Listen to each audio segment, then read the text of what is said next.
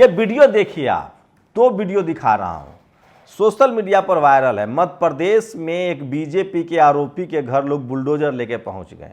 और ये दूसरा वीडियो है, मध्य प्रदेश में ही ओबीसी महासभा लगातार जाति जनगणना को लेकर अभियान चला रहा है। आज दिल्ली में छत्तीसगढ़ को लेकर भी कांग्रेस की बैठक हो रही है। मध्य प्रदेश, राजस्थान, छत्तीसगढ़ में चुनाव है। मध्य प्रदेश में चुनाव का आगाज प्रधानमंत्री नरेंद्र मोदी ने कर भी दिया है, मान के चलिए। वो वंदे भारत को भोपाल में गए थे झंडा दिखाने, लेकिन उस बहाने उन्होंने सारे राजनीतिक बात बोल दिए। यूसीसी, यूनिफॉर्म सिविल कोड कहा जा रहा है। दिलीप मंडल कह रहे हैं कि यूसीसी एक और यूनिफॉर्म कास्ट कोड बिल भी आना चाहिए। सबके नाम के बाद टाइटल लगाने पर बैन लगना चाहिए। दिलीप मंडल तंज करते हैं कि यूनिफॉर्म सिविल कोड से वो लोग खुश ना हो जिनको लगता है कि 4 बीवी कर लेंगे, शादी कर लेंगे।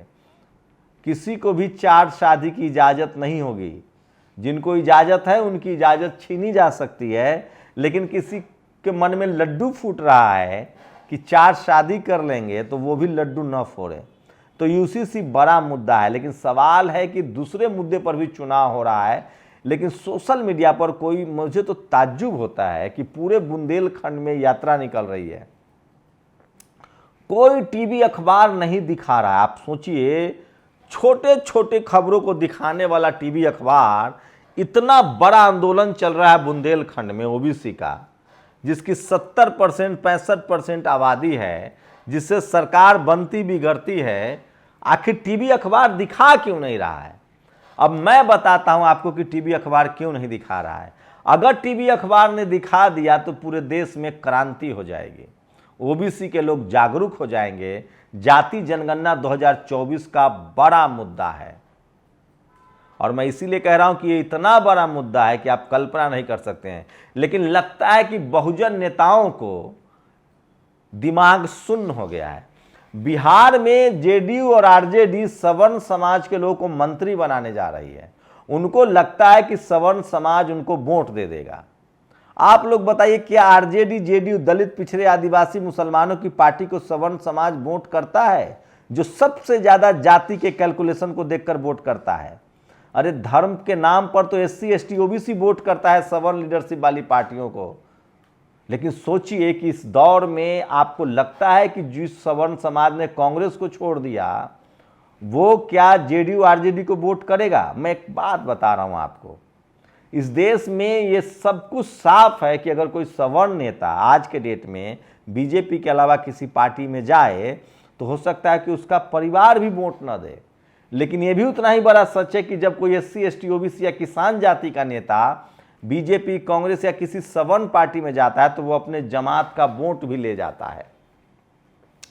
तो सोचिए कि ऐसे देश में, जिसमें सोचिए बिहार में कुर्मी, यादव या मुसलमान, जिनकी शैक्षिक पिछड़ापन है, सामाजिक पिछड़ापन है, कम पढ़े लिखे लोग हैं, वो भी राजनीतिक रूप से इतने सचेत हैं कि वो नीतीश कुमार और आरजेडी को वोट करेंगे। लेकिन नीतीश कुमार और तेजस्वी यादव, लालू जी को लगता है कि सवर्ण समाज बुर्बक है, 2 मंत्री बना देने से वो उनको वोट कर देगा, आनंद मोहन को जेल से रिहा कर देने से उनको वोट कर देगा। या तो ये गफलत में है या इनकी राजनीतिक नासमझी पर हंसा जा सकता है। सोचिए, बीजेपी जरूर कोशिश कर रही है एससी एसटी ओबीसी को जोड़ने की, चाहे चिराग पासवान हो, मुकेश सहनी हो।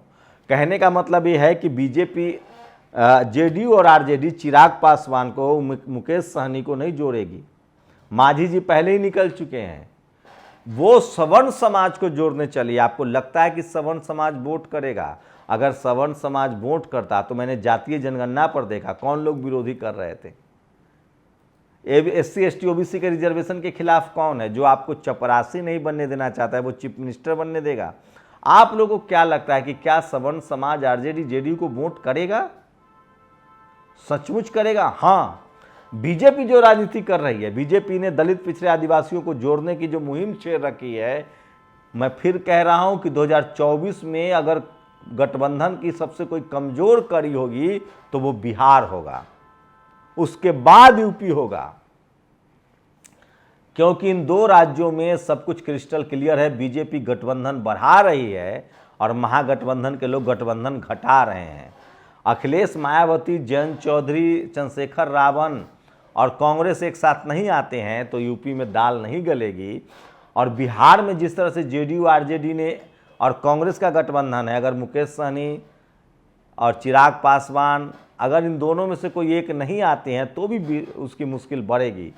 वहीं बीजेपी जहां एससी एसटी ओबीसी को अपने पाले में लाने की लड़ाई लड़ रही है, जेडीयू आरजेडी जो है वो सवर्णों को अपने साथ ला रही है। आपको क्या लगता है कौन ज़्यादा फायदे का सौदा कर रहा है? अपने प्रतिक्रिया जरूर दीजिएगा। वहीं इसी बीच मध्य प्रदेश में सांसें फूली हुई है बीजेपी की।